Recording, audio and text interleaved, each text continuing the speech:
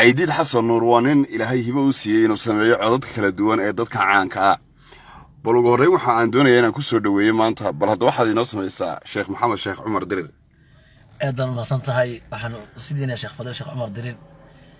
الحمد لله رب العالمين والصلاة والسلام على أنبياء المرسلين نبينا محمد وعلى آله وصحبه وسلم تسليما.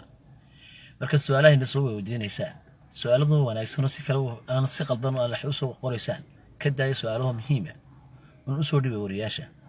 su'aalo qaldan ma soo dhibaysan halkan qofka mu'minka waxa leeyahay ilaahay ha laga baqdo oo dhalinyartu ilaahay ka baqdaan ilaahay ha laga baqdo wallahi ya'lam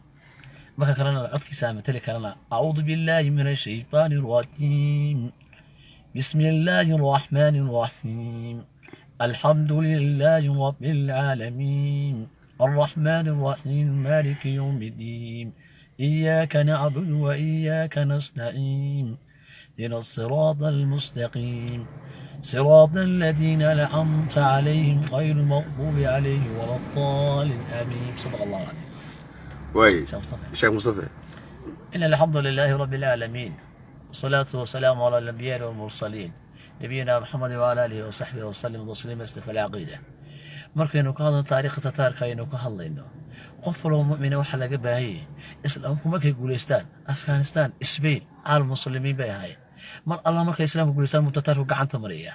marka dadka muslimiinta waxa looga baahayay in diintooda qalbiga ku qabsadaan wabillahi tawfiiq salaamu alayhi wa rahmatullahi ياك حاجة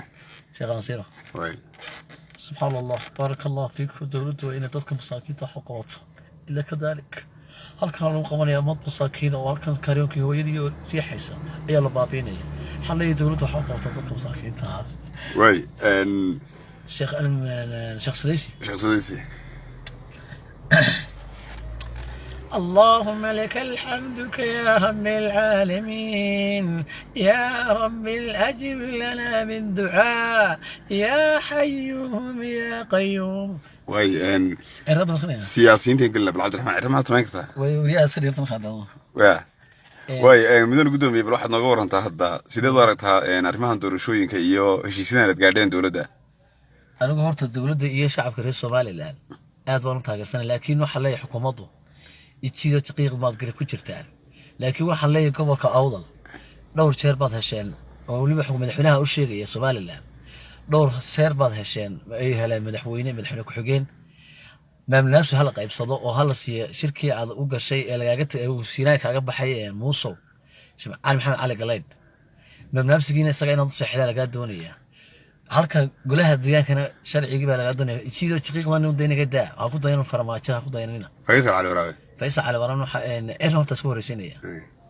gudoomiyaha xisbiga Ciro shacabka reer Soomaaliland waxaan u sheegayaa wadanku haduu musuqmaasuq ka bixi waayo xisbiga wadani mar walba uu ka baanan dagaya